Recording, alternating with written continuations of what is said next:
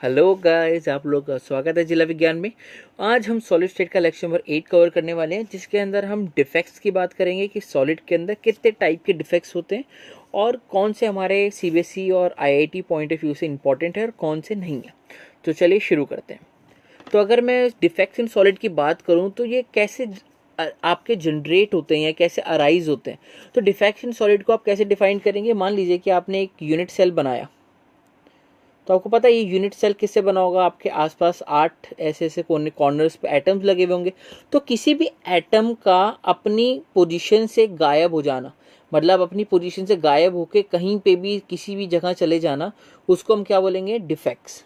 ठीक है, इन्हीं चीज को हम क्या बोलते हैं, डिफेक्ट्स इन सॉलिड। तो यहाँ लिखा हुआ है कि any departure of permanently ordered arrangement of constituent particle in crystal is called defect. किसी भी पार्टिकल का या एटम का आपके वहां से गायब हो जाना अपनी साइड से, उसको हम क्या बोलेंगे, डिफेक्ट्स। डिफेक्ट्स अगर मैं बात करूँ सॉलिड में तो दो टाइप के होते हैं। एक होता है पॉइंट डिफेक्ट या फिर इसको हम एटॉमिक डिफेक्ट भी बोलते हैं, और एक होता है इलेक्ट्रॉनिक डिफेक्ट। ये वाला आपके कोर्स में नहीं है और जनरली आपको इसको जाके एमएससी के अंदर पढ़ेंगे, उससे पहले आपको कहीं भी देखने को नहीं मिलेगा। जो आपके कोर्स में है हम उसकी बात करेंगे और जो ही हम बोलेंगे पॉइंट डिफेक्ट। तो अगर मैं ये डिफेक्ट्स इन सॉलिड या पॉइंट डिफेक्ट की बात करूं तो इसको 3 पार्ट में क्लासिफाई किया गया है। एक स्टोइशियोमेट्रिक डिफेक्ट, एक नॉन स्टोइशियोमेट्रिक डिफेक्ट और एक इम्प्योरिटी डिफेक्ट। तो हम तीनों को लाइन वाइज डील करेंगे बहुत ही डिटेल में। तो पहले हम स्टोइशियोमेट्री से स्टार्ट करते हैं। तो अगर मैं पूछूं स्टोइशियोमेट्रिक डिफेक्ट क्या होता है, तो आप क्या बोलेंगे कि स्टोइशियोमेट्रिक डिफेक्ट क्या होता है कि जहाँ पे आपकी कैटायंस और अनायंस की रेशो सेम रहती है। मान लीजिए जैसे मैंने कहा आपका NaCl है, ठीक है, तो NaCl के अंदर Na प्लस आपका कैटायन और Cl माइनस क्या है, अनायन है। तो मान लीजिए स्टार्टिंग में Na प्लस 7 था और Cl माइनस भी कितना 7। तो आफ्टर द डिफेक्ट इन दोनों की रेशो, मतलब इनकी रेशो कितनी आ रही है, 1:1 आ रही है। तो डिफेक्ट के बाद भी इनकी रेशो कितनी आनी चाहिए, 1:1। तो किसी भी ऐसे टाइप का डिफेक्ट जिसके अंदर आपकी रेशियो ऑफ कैटायन और अनायन सेम होती है इन देयर मॉलिक्यूलर फॉर्मूला, तो ऐसे डिफेक्ट को हम क्या बोलते हैं, स्टोइशियोमेट्रिक डिफेक्ट। मतलब उनकी स्टोइशियोमेट्री नहीं बिगड़नी चाहिए, चाहे कुछ भी हो, इन दोनों के बीच में रेशियो जो भी है वही रेशियो आनी चाहिए। समझ में आ गई वाली बात। स्टोइशियोमेट्रिक डिफेक्ट को 4 पार्ट में क्लासिफाई किया गया है। फर्स्ट वाला है आपका वैकेंसी डिफेक्ट, सेकंड है इंटरस्टिशियल डिफेक्ट, थर्ड है शॉर्टकी एंड फोर्थ है फ्रैंकल। पेपर के अंदर लास्ट वाले दोनों का बहुत बार डिफरेंशिएशन एग्जाम में पूछा गया है। तो चलिए स्टार्ट करते हैं। अगर मैं फर्स्ट की बात करूं वैकेंसी डिफेक्ट की, तो वैकेंसी डिफेक्ट आपका कैसे राइज होता है। वैकेंसी डिफेक्ट आपका राइज होता है कि जब भी आपका कोई भी साइड के अंदर, मतलब मान लीजिए आपका ये क्या है, परफेक्टली सॉलिड है, ठीक है, यहाँ पे ये आयोनिक गलत लिखा है, ये आयोनिक गलत लिखा है, ये नॉन आयोनिक होगा।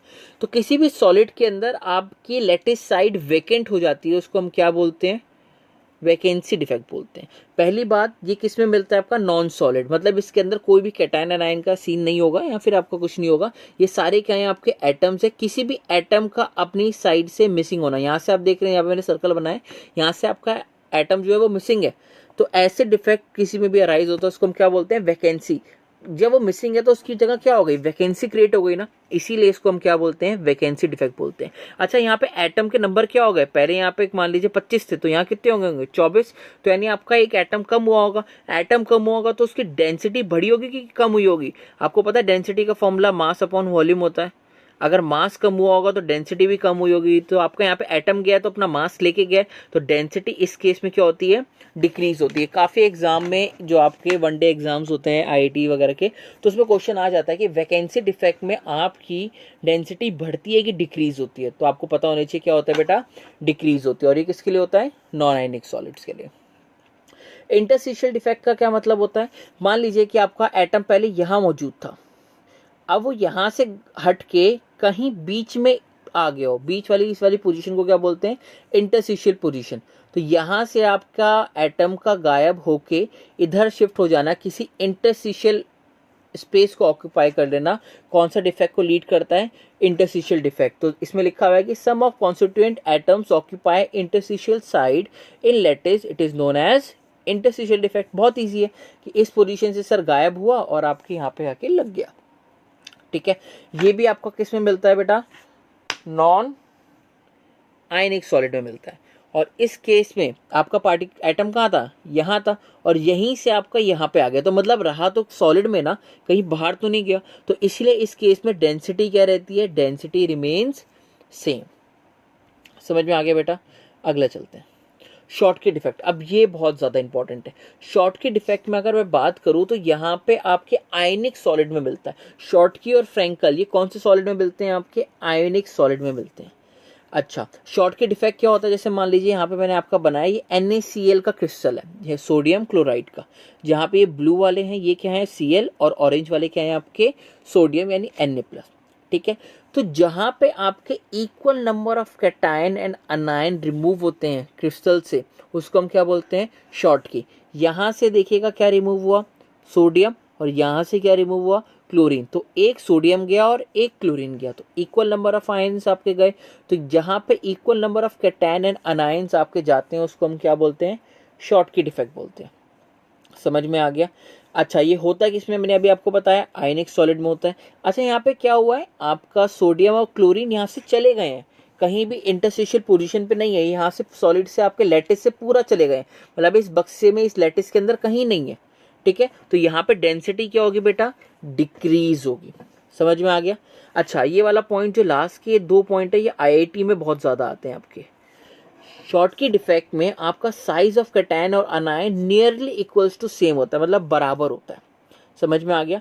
और इसके अंदर आपका कोऑर्डिनेशन नंबर क्या होता है बेटा, हाई होता है। अब हाई कोऑर्डिनेशन नंबर कैसे, आप देखिएगा बीच में मैंने यहाँ क्या बनाया, कैटायन, और इस कैटायन का साइज बड़ा रखने की वजह से आसपास ज्यादा नंबर ऑफ अनायंस आए, और इसी वजह से इसका कोऑर्डिनेशन नंबर क्या हुआ, हाई हुआ। ये हमने रेडियस रेशियो रूल में भी पढ़ा था। और अच्छा, इसके एग्जाम्पल क्या है, NaCl और KBr। ठीक है, पोटेशियम ब्रोमाइड और सोडियम क्लोराइड। ठीक है, फ्रैंकल डिफेक्ट में बात करते हैं तो फ्रैंकल डिफेक्ट में क्या है कि कोई भी आपका अनायन या कोई भी आपका कैटायन अपनी पोजीशन छोड़ के इंटरस्टिशियल पोजीशन पे आ जाता है, तो उसको हम क्या बोलते हैं, फ्रैंकल डिफेक्ट। तो when any one of cation or anion occupy the interstitial position in the crystal lattice is known as Frenkel defect. वही मैंने आपको बोला, कोई भी कैटायन अनायन अपनी पोजीशन छोड़ के इंटरस्टिशियल पोजीशन पे आ जाए उसको हम क्या बोलते हैं, फ्रैंकल डिफेक्ट। अच्छा, ये भी किस में मिलता है, मैंने अभी आपको बताया फ्रैंकल और शॉर्टकी कहाँ मिलते हैं, आयोनिक में। ठीक है सर, आयोनिक में मिलते हैं। डेंसिटी रिमेन सेम, ये वाला पॉइंट बहुत इंपॉर्टेंट है। लैटिस क्या था आपका, यही तो था पूरा, मान लीजिए यहाँ लैटिस था, तो आपका जो आपका यहाँ पे कैटायन था वो आपका निकल के इंटरस्टिशियल पोजीशन भी तो आया है, मतलब पूरे सॉलिड में या लैटिस में से तो कोई बाहर निकला नहीं। तो डेंसिटी क्या होगी इस केस में, डेंसिटी रिमेन्स सेम। समझ में आ गया। लास्ट वाले पॉइंट अगेन बहुत इंपॉर्टेंट है, इसका कोऑर्डिनेशन नंबर क्या होता है, लो। लो क्यों होता है, क्योंकि अनाइन का साइज क्या होता है, बहुत बड़ा एज कंपेरिजन टू कैटायन की साइज के। तो यहाँ पे मैंने बता रखा है ये बीच में कैटायन है और लास्ट में यहाँ पे 3 अनायन है। इस वाले केस में कोऑर्डिनेशन नंबर कितना आ रहा था आपका 6, और इस वाले में कितना आ रहा था 3। ये मैंने जर्नल बताया है, आप इसमें और भी कर सकते हो। एग्जाम्पल क्या हो सकता है, AgCl और जिंक सल्फाइड। ठीक है। अच्छा, एक क्वेश्चन और आता है कि AgBr जो आपका होता है ना, सिल्वर ब्रोमाइड, ये आपका फ्रैंकल भी दिखाता है और शॉर्टकी भी दिखाता है। तो एक बार IIT में आई गेस 2003 में या 4 में क्वेश्चन आया था कि which of the following compounds show both the Schottky and Frenkel defect. तो एक आपको याद रखना है कौन सा करता है, AgBr, सिल्वर ब्रोमाइड। ठीक है। तो अच्छा, यहाँ पे मैंने सारे पॉइंट्स लिखे हुए हैं जो आपके डिफरेंस है। ये डिफरेंस CBSE में आया हुआ है बहुत बार, CBSE 12th में बहुत बार आया हुआ है आपका। ठीक है, तो इसको आप समझिएगा। तो शॉर्टकी डिफेक्ट क्या है, शॉर्टकी डिफेक्ट कैसे अराइज होता है, it is arises due to missing number of equal number of cation and anion. दोनों नंबर आपके कैटायन अगर मान लो 2 मिसिंग है तो अनायन भी कितने मिसिंग है, 2। फ्रैंकल में क्या होता है कि आपका कोई भी आयन मिसिंग है और वो इंटरस्टिशियल पोजीशन पे ऑक्यूपाई कर लेता है। इस वाले केस में आपकी डेंसिटी गिरती है शॉर्टकी के केस में, जबकि इसके केस में रिमेन्स सेम। यहाँ पे आपका कोऑर्डिनेशन नंबर हाई होता है और यहाँ पे क्या होता है बेटा आपका लो होता है। और नीचे यहाँ पे मैंने क्या लिखे हैं दोनों के एग्जाम्पल, AgBr आपका इसके अंदर भी इंक्लूड हो सकता है। क्लियर हो गया। तो यहाँ पे आपके आपके स्टोशियोमेट्रिक खत्म होते हैं। स्टोशियोमेट्रिक क्या आता है कि जहाँ पे आपके रेशो बराबर रहनी चाहिए। आपने सब में देखा होगा कि रेशो बराबर रही है, कहीं भी रेशो आपकी चेंज नहीं हुई। यहाँ पे अगर एक Na गया है तो यहाँ एक Cl गया है, ओवरऑल रेशो सेम रही है। समझ में आ गया। और यहाँ पे अगर आपका Na था तो आपने ये यहीं आया, तो रेशो नहीं बिगड़ी है किसी भी चीज़ की। ठीक है। नॉन स्टोइचियोमेट्रिक डिफेक्ट में क्या होगा कि आपके नंबर ऑफ कैटायंस और अनायंस क्या हो जाएंगे, डिफरेंट हो जाएंगे। मतलब अगर मान लीजिए आपके कैटायन और अनायन है तो पहले आपके 7 थे, इनकी रेशियो क्या रहती 1-1, बट अब क्या हो जाएगा, ये 8 हो जाएगा और ये आपका 7 ही रहेगा। तो मतलब डिफरेंस आ गया, अब इनकी रेशियो 1:1 नहीं आ रही। तो इसको हम क्या बोलते हैं बेटा, नॉन स्टोइचियोमेट्रिक डिफेक्ट। और यकीन करना कि लास्ट वाले जो दो बताए ना मैंने, ये जो इनके टाइप्स हैं, ये आपके सीबीएसई में बहुत आते हैं और आपके आईआईटी में तो आते ही आते हैं, और बच्चों को बहुत डाउट रहता है कि सर ये दोनों क्या होते हैं। ठीक है, तो नॉन स्टोइचियोमेट्रिक समझ में आ गया कि नॉन स्टोइचियोमेट्रिक क्या है, कि जहाँ पे कैटायन और अनायंस की रेशियो क्या रहती है सर, सेम नहीं रहती, और उनके केमिकल फॉर्मूला में चेंजेस आ जाते हैं। ठीक है, इनके दो टाइप होते हैं, एक होता है मेटल एक्सेस और दूसरा क्या होता है, मेटल डेफिशिएंसी डिफेक्ट। तो पहले हम मेटल एक्सेस डिफेक्ट की बात करते हैं। मेटल एक्सेस भी दो टाइप का होता है, फर्स्ट आपका अनायन एक्सेस है, तो हम उसकी बात करते हैं। अब देखना, तो बेटा ये मैंने आपका क्या बनाया, यहाँ पे आपका मैंने ये क्या बनाया, पूरा एक लैटिस बनाया है ना, ये पूरा आपका लैटिस है। ठीक है, अब आपने क्या करा है कि आपका पूरा सॉलिड था, आपने यहाँ पे क्या करा है, वेपर्स डालना स्टार्ट किया आपने। यहाँ पे आपने क्या पास किए, सोडियम के वेपर्स पास करे, किसमें से, इस पूरे लैटिस में से, आपके इस वाले लैटिस में से आपने क्या करा कि वेपर सोडियम के पास करे। अब सोडियम के वेपर्स क्या करते हैं कि आप सोडियम का Na था, Na क्या करता है कि Na प्लस सोडियम आयन और एक इलेक्ट्रॉन में कन्वर्ट हो जाता है। समझ में आ गया। और इस वाली पोजीशन पे क्या होगा, मान लीजिए आपका ये ब्लू वाला क्या है, Cl-, और इस ब्लू वाली पोजीशन पे जो Cl- था उससे साथ मिलके क्या बना लेता है, NaCl। समझ में आ गया। क्या करा मैं दोबारा बताता हूँ कि आपने यहाँ पे क्या करा, वेपर्स डाले किसके, सोडियम के वेपर्स ने क्या करा, सोडियम आयन बनाया और एक इलेक्ट्रॉन बनाया, और इस जो सोडियम का आयन था उसने किसी भी इस क्लोरीन के साथ मिलके क्या बना दिया, NaCl बना दिया। समझ में आया बेटा ये वाला पॉइंट, क्लियर। अच्छा, अगर मैं बोलूँ कि पहले NaCl कितने थे, तो सोडियम अगर काउंट करो तो 1 2, ये आपके मैं इसके काउंट कर रहा हूँ, सोडियम काउंट करो तो 1 2 3 4 5 6 7 8 9 10 11 12, 12 क्या थे आपके, सोडियम थे। अच्छा, और आपके क्या नाम है, क्लोरीन कितने थे, 1 2 3 4 5 6 7, यहाँ पे भी तो क्लोरीन था ना, 8 9 10 11 12। तो यानी ये कितने थे बेटा आपके, बिफोर अगर मैं बात करूँ तो आपकी रेशियो कितनी थी इनकी, 12:12। तो यानी आपकी बिफोर सोडियम और क्लोरीन के बीच की जो रेशियो थी वो कितनी थी, 12:12। यानी अगर इसको आप काटेंगे तो क्या आ जाएगा, 1:1, रेशियो सेम रही। ठीक है, बट आपको पता है मैंने नॉन स्टोइचियोमेट्रिक के लिए क्या था, जब आपने यहाँ पे वेपर्स पास करे, किसके, सोडियम के वेपर्स पास करें, सोडियम के वेपर्स किस में कन्वर्ट हो गए, Na+ और 1 इलेक्ट्रॉन इसने अपने अंदर से लूज करा क्योंकि मेटल है, और इस Na+ ने आपके Cl- के साथ NaCl बना दिया। अब ये इलेक्ट्रॉन कहाँ गया होगा, जो बचा हुआ इलेक्ट्रॉन है, जो आपका ये बचा हुआ इलेक्ट्रॉन है, ये कहाँ गया होगा, ये इलेक्ट्रॉन आपका यहाँ पे जहाँ क्लोरीन था, क्लोरीन की जगह पे आ गया होगा। समझ में आ गया। और यही इलेक्ट्रॉन आपका आ गया, और यहाँ पे जहाँ इस पोजीशन पे आए, इसी पोजीशन को हम क्या बोलते हैं, F सेंटर बोलते हैं। क्या बोलते हैं बेटा, F सेंटर बोलते हैं। अगर मैं बोलूँ कि आफ्टर रेशियो क्या हो रहा होगा, तो आफ्टर सोडियम तो कितने हैं, 12, बट अब क्लोरीन कितने बच गए, 11। तो यहाँ पे आपको क्या एक्सिस में दिख रहा है, मेटल एक्सिस में दिख रहा है ना, तो इसीलिए इसका नाम है मेटल एक्सिस डिफेक्ट। और ये किसकी वजह से हुआ, अनायन एक्सिस डिफेक्ट। मतलब अनायन आपका जो क्या था, यहाँ पे अनायन जो था वो आपका चला गया था ना, इसी वजह से हुआ। समझ में आ गया। Cl- आपका मैं एक बार दोबारा बता देता हूँ, यहाँ पे वेपर्स आपने पास करे, ये सोडियम के वेपर्स ने Na+ और 1 इलेक्ट्रॉन में कन्वर्ट हुआ, ये Na+ इस वाले क्लोरीन के साथ मिलके NaCl बना दिया। ठीक है, और ये इलेक्ट्रॉन ने उसकी पोजीशन को ऑक्यूपाई कर लिया, इसी पोजीशन को हमने क्या बोला, F सेंटर।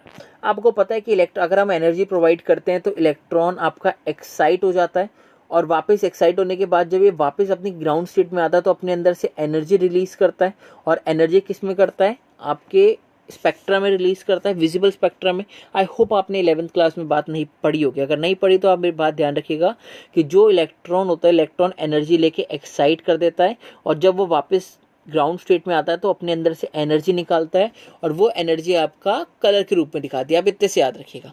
ठीक है, तो इसके बारे में कुछ इंपॉर्टेंट पॉइंट्स है जो हम आगे डिस्कस करते हैं। पहली बात, इलेक्ट्रिकल कंडक्टिविटी इंक्रीजेस। तो ये क्या पॉइंट था कि यहाँ पे आपका इलेक्ट्रॉन आ गया, एक्स्ट्रा इलेक्ट्रॉन आ गया, और इलेक्ट्रॉन आने की वजह से क्या होता है, आपका इलेक्ट्रिकल कंडक्टिविटी बढ़ जाती है। इलेक्ट्रॉन आने की वजह से इसका नेचर कैसा हो गया बेटा, पैरामैग्नेटिक हो गया। समझ में आ गया। जब मैं NaCl की बात करूं, जब नॉर्मल क्रिस्टल था आपने, तब उसका कलर क्या था, वाइट, बट इसके बाद अब कलर क्या हो गया, येलो। कई बार पेपर में पूछ लेते हैं कि ये येलो कलर किस वजह से आया, बहुत इंपॉर्टेंट है कि येलो कलर किस वजह से आया। तो आप क्या बोलेंगे कि sir yellow colour due to presence of extra electron in the place of chlorine, chlorine की प्लेस पे इलेक्ट्रॉन जो मौजूद हुआ उसकी वजह से यहाँ पे आपका कलर आया। जब ये आपका एनर्जी लेके ऊपर गया होगा, वापस जब ग्राउंड स्टेट में आया होगा, तो इसने अपने अंदर से एनर्जी रिलीज की होगी, और एनर्जी रिलीज की होगी तो इस वजह से उसका कलर क्या आया होगा, येलो कलर आया होगा। बहुत इंपॉर्टेंट क्वेश्चन है CBSE का, ये बहुत बार आता है। समझ में आ गया। अच्छा, यहाँ पे क्लोरीन आपका चला गया ना, पहले रेशियो कितनी थी, 12:12, अब क्या हो गई 12:1। तो यानी आपकी डेंसिटी इस वाले केस में क्या हो जाती है, डिक्रीज हो जाती है।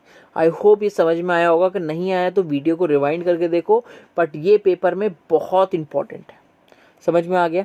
अगर आप एफ सेंटर की बात करते हैं तो एफ सेंटर के केस में NaCl के केस में येलो आता है, LiCl के केस में पिंक, और KCl के केस में वॉयलेट। ये वाले आपके थोड़े से IIT में क्वेश्चन आ जाते हैं वाले। एग्जाम्पल आप याद कर सकते हैं सोडियम क्लोराइड का, LiCl का और KCl का। CBSE में ही पूछ सकते हैं कि बताओ KCl का कलर वॉयलेट किस वजह से आता है, तो आपको बताना है, आपको सिर्फ आंसर करना है ड्यू टू एफ सेंटर।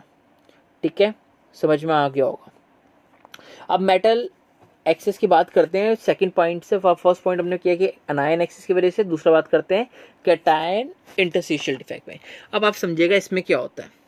जब आप क्या करते हैं, मान लीजिए आपने यहाँ पे एक वो लिया, सॉलिड लिया, जिंक ऑक्साइड।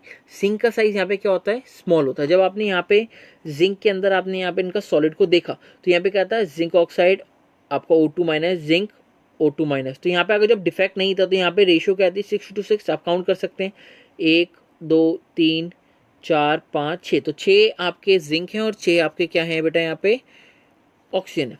ठीक है, तो उसके बाद होता क्या है, जब आप इस जिंक ऑक्साइड को हीट करते हो, नीचे से क्या करते हो बेटा, हीट प्रोवाइड करते हो। तो हीट प्रोवाइड करने से क्या होता है, आपका ऑक्साइड माइनस यानी O2 माइनस आपका क्या होता है, अपने अंदर से O2 माइनस अपने अंदर से 2 इलेक्ट्रॉन को रिलीज करके चला जाता है। ठीक है, 2 इलेक्ट्रॉन को रिलीज करके O2 की फॉर्म में आपका यहाँ से बाहर निकल जाता है। अब वो 2 इलेक्ट्रॉन कहाँ चले जाते हैं आपके, वो 2 इलेक्ट्रॉन आपके इंटरस्टिशियल पोजीशन पे आ जाते हैं। कहाँ जाते हैं बेटा, इंटरस्टिशियल पोजीशन पे आ जाते हैं। समझ में आ गया। और क्या होता है कि जिंक का साइड Zn2+ का साइज क्या होता है, बहुत स्मॉल होता है। इस Zn2+ का साइज क्या होता है, बहुत स्मॉल होता है। तो इसी वजह से ये क्या करता है, आपका इंटरस्टिशियल पोजीशन पे आ जाता है। मतलब कहीं इन दोनों के बीच में आके, यहाँ पे आके बीच में आके कहीं आ जाता है। तो 2 काम होते हैं यहाँ पे हीट करने पे। पहले तो आपकी O2 रिलीज होती है और अपने 2 इलेक्ट्रॉन छोड़ के जाती है, और 2 इलेक्ट्रॉन छोड़ के जाने की वजह से वहाँ पे Zn2+ का साइज बहुत छोटा होता है। इसी वजह से वो कहाँ जाता है, इंटरस्टिशियल पोजीशन पे। इसी रेस को क्या बोला जाता है, कैटायन इंटरस्टिशियल डिफेक्ट। समझ में आ गया। टेक, यहाँ पे इलेक्ट्रिकल कंडक्टिविटी क्या होती है, इंक्रीज होती है, क्योंकि 2 एक्स्ट्रा इलेक्ट्रॉन आए। नेचर कैसा होगा, पैरामैग्नेटिक। और कलर किसकी वजह से आता है, फ्री इलेक्ट्रॉन की वजह से। मैंने बताया था अभी आपको, इलेक्ट्रॉन एक्साइट हो जाते हैं जब ग्राउंड स्टेट में आते हैं, तो अपने अंदर से एनर्जी रिलीज करते हैं। समझ में आ गया। यहाँ मैंने पॉइंट लिखा हुआ है कि जिंक ऑक्साइड को हीट करते हैं, हीट करने से ऑक्सीजन को आपका यहाँ से लूज हो जाता है और टर्न येलो कलर में हो जाता है। ठीक है, और Zn2+ कहाँ हो जाता है, इंटरस्टिशियल साइड पे चला जाता है। आई होप ये क्लियर हो गया होगा। ये सारी वही चीज़ें लिखी हैं। ठीक है, उसके बाद सेकंड टाइप का क्या था, मेटल डेफिशिएंसी। फर्स्ट टाइप का था मेटल एक्सेस, उसके 2 टाइप, एक अनायन वैकेंसी और कैटायन, आपका कैटायन इंटरस्टिशियल, और सेकंड आपका मेटल डेफिशिएंसी। अब यहाँ पे क्या है, मेटल डेफिशिएंसी यानी मेटल की डेफिशिएंसी होना। ठीक है, तो हम यहाँ पे कौन सा मेटल यूज करते हैं इसके लिए, हम ऐसा मेटल यूज करते हैं कि जिसका आपका वेरिएबल ऑक्सीडेशन स्टेट हो। तो हम आयरन की बात करते हैं, तो आयरन की कितनी ऑक्सीडेशन स्टेट होती है, 2, +2 और +3। फेरस और फेरिक बोलते हैं इनको, आपको पता होगा। तो आपने क्या करा, फेरस ऑक्साइड का आपने स्ट्रक्चर बनाया। तो यहाँ पे आपने फेरस ऑक्साइड का लैटिस बनाया। इसके अंदर आपने देखा तो यहाँ पे पहले आयरन कितने थे, 6, और ऑक्सीजन कितने थे, 6। देख रहे हो आप, 1 1 2 3 4 5 और 6, 6 आपके आयरन और 6 ही आपके क्या है, O2 माइनस है। तो आपने क्या करा, यहाँ पे जो मैंने ब्रैकेट में लिखे हैं F2 माइनस, आपने इन 3 F2 माइनस को रिमूव कर दिया। क्या करा बेटा, आपने इन 3 F2 माइनस को रिमूव कर दिया। 3 को आपने रिमूव करा तो चार्ज कितना रिमूव हो गया, +6 हो गया। ठीक है, अब ये +6 आपका चार्ज जब जहाँ से निकल जाता है ना, तो इनकी प्लेस पे कौन आ गया आपका F3+। यहाँ पे कितने F3+ आ गए, 2 आ गए। अगर 2 F3+ आ गए तो उन्होंने कितना चार्ज किया होगा टोटल कवर, +6। तो यानी आप 3 F2- निकाल रहे हो और 2 F3- डाल रहे हो, तो आपका चार्ज क्या हो रहा है बेटा, बैलेंस हो रहा है। समझ में आ गया। तो आपने 3 F2- रिमूव करे तो यहाँ पे 2 आपके क्या आ गए, F3-। टेक, बट एक प्लेस तो खाली रह गई ना। अब यहाँ पे इलेक्ट्रिकल न्यूट्रलिटी मेंटेन है, क्योंकि आपके 6 + F2- गए थे और 6 चार्ज लेके 2 F3+ आ गए। समझ में आया। तो यहाँ पे अगर मैं बात करूँ F आयरन की और ऑक्सीजन की रेशो की, तो आयरन कितने हो गए अब 5 और ऑक्सीजन कितने हो गए 6। आयरन के अंदर क्या हो गई, कमी आ गई, तो इसी को हम क्या बोलते हैं, मेटल डेफिशिएंसी डिफेक्ट। समझ में आ गया। इनके आप रेशियो देखेंगे तो यहाँ पे क्या है, जिसमें अगर मैं 5 की बात करूँ आयरन में, तो 3 क्या है F2+ और 2 क्या है F3+ और 6 क्या है आपके O2-। इसका एग्जाम्पल आपके एनसीईआरटी में 2 दे रखे हैं, एक है आपका आयरन 0.96 और ऑक्सीजन, और एक मैग्नीशियम का दे रखा है। ठीक है, और आपका भी ये देख सकते हैं, क्योंकि मैग्नीशियम भी Mg+ और Mg+ और Mg2+ वाली वैकेंसी दिखाता है। तो इन दोनों का बहुत इंपॉर्टेंट है। ये 0.96 आप समझ रहे हैं, 0.96 क्या है, 0.96 का मतलब यही है कि ये आपके दो आपकी वैलेंसीज दिखा रहा है, और ये आपके लेटिस के अंदर Fe2+ की फॉर्म में ही मौजूद है और Fe3+ की फॉर्म में ही मौजूद है। समझ में आ गया। आई होप ये सारी चीज़ें आपको क्लियर हो गई होंगी। यहाँ पे हमारे डिफेक्ट्स का टॉपिक खत्म होता है। जितना डिफेक्ट्स हमने पढ़ना था हमने सारा डिफेक्ट्स पढ़ लिया है। इसके बाद आपका कुछ भी डिफेक्ट्स में नहीं बचता है। तो मेरे हिसाब से डिफेक्ट्स आपके कंप्लीट हैं। आप प्लीज़ वीडियो को ज़रा दोबारा देखिएगा, किसी भी पॉइंट में दिक्कत हो, खासकर इंपॉर्टेंट बोलूँ तो अनायन एक्सेस आपका बहुत इंपॉर्टेंट है। इस वाले केस में अनायन एक्सेस बहुत इंपॉर्टेंट है आपका। और हमने जो इसकी बात करी कैटायन इंटरस्टिशियल और आपका ये वाला लास्ट वाला मेटल डेफिशिएंसी, इनमें बच्चों को बहुत डिफिकल्टी आती है। और स्टार्टिंग में हमने शॉर्ट की और फ्रैंकल की बात की थी, वो ये पेपर में सीबीएसई पॉइंट ऑफ व्यू से बहुत इंपॉर्टेंट है।